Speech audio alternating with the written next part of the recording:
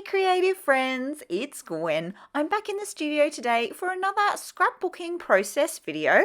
Today's share is featuring this cut file from Cut to You. It is called Vintage Typewriter and I am documenting a school photo.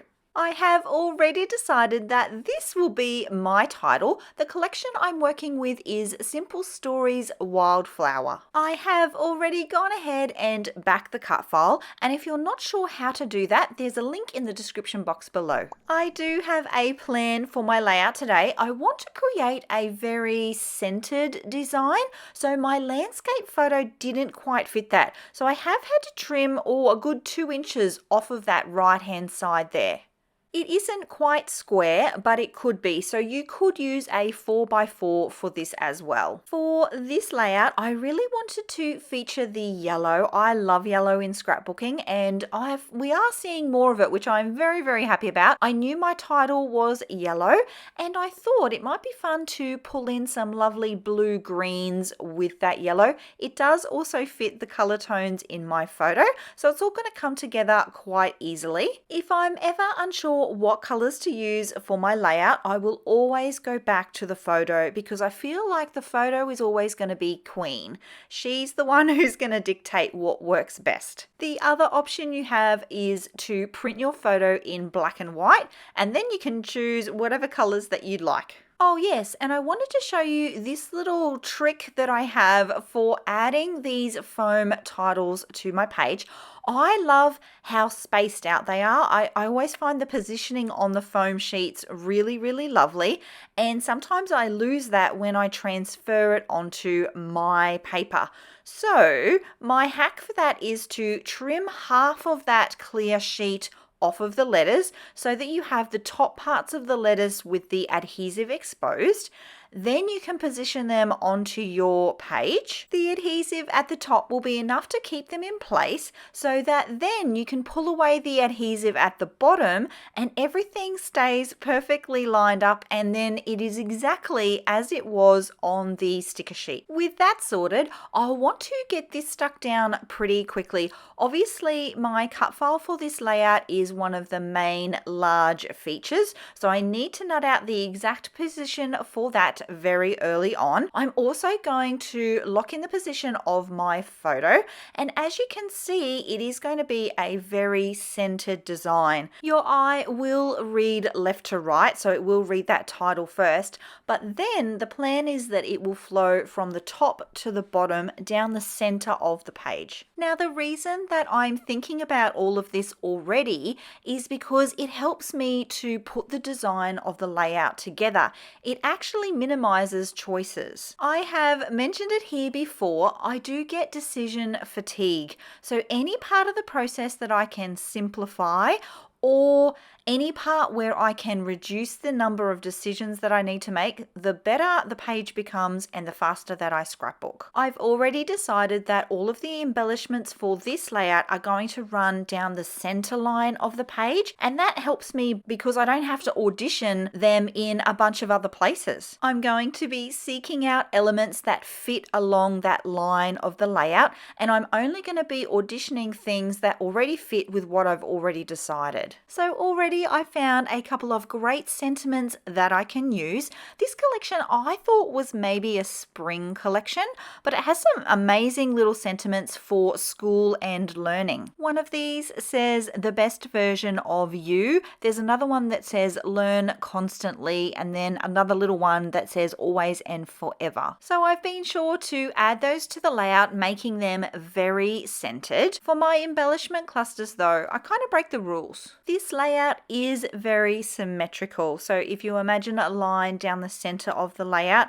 what's on that left of the line is very similar to what's on the right. But I'm not going to have that for the embellishment clusters. We definitely want them to be balanced, but they will not be symmetrical. So after quite a bit of auditioning, I am going to end up with a large embellishment cluster on the right, and then this tag and a smaller embellishment cluster on the left. I am going to keep the elements towards the bottom of the layout very minimal, very clean and simple.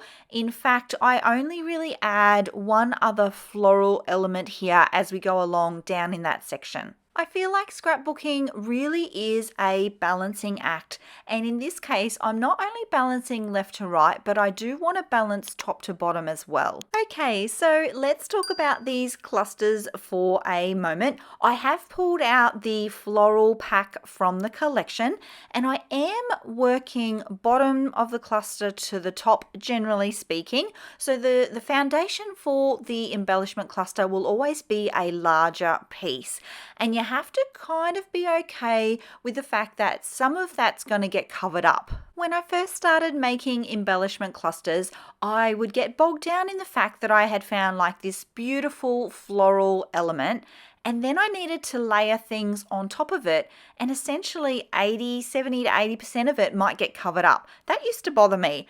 I have since then really embraced that process, and I now know that it's the collection of the things that make up the cluster, not the individual pieces themselves. And I have a little bit of a mathematical way to do it. So here's the secret sauce. My main embellishment clusters are often made up of 7 elements. The first element is the largest piece and generally is the base piece. For the cluster on the right there, it's actually that big yellow flower. Then I add in 3 medium-sized elements. So they could be flowers, they could be leaves, but they are medium in size. Then I add in 3 small elements. So they might be smaller flowers, they might be enamel dots, they could be some tiny leaves.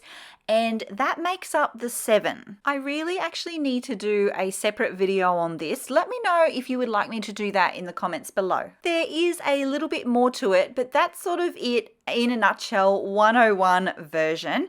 And you can see here too that a lot of it is trial and error. It's just having a look to see what fits, and it changes, of course, every layout. I am just having a quick measure here. I want to make sure that the clusters remain very even and centered on the page. So the position where the leaf on the left extends out needs to be the same on the left and the right. I hope that makes sense. Just so that it stays very symmetrical, even though obviously it is not like a mirror image, it is very balanced. A long time ago, someone in a business setting said to me, "The devil's in the detail," and I believe that to be true to this day. Things are getting serious because I am gluing stuff down. I don't like to glue as I go when I'm working with embellishment clusters. I actually like to position everything first and then go back and add a liquid adhesive. If you are ever wondering what my favorite glue is, my scissors, any of the tools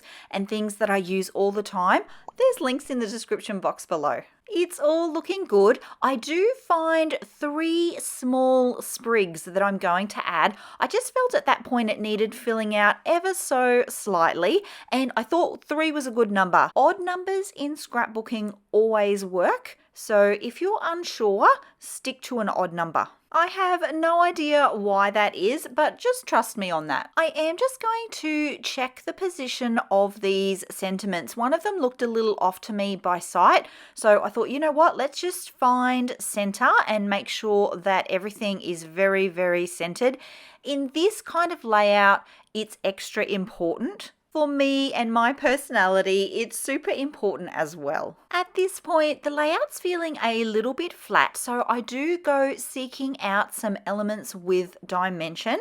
This collection did come with a pack of thickers, and it's not the alphabet thickers, but the ones that have sentiments and like floral elements and bits and pieces. So I do go ahead and add a couple of those, and they round out everything really, really nicely. And I'm going to call the layout done. Of Of course, I want to share with you lots of the close-up images so you can see the details within the clusters themselves and the layers of the paper and then those stickers sitting on top. You can also see the stitching details there. I love to stitch around the edge of my photo and the edge of my layouts. Thanks so much for being here, my creative friends. I hope you enjoyed this one, and if you particularly like this collection from Simple Stories, I have just finished 3 mini albums using this same collection. They turned out super cute, and I've made a full tutorial step by step so that you can make some too. I'll see you all in the next video. Until then, bye!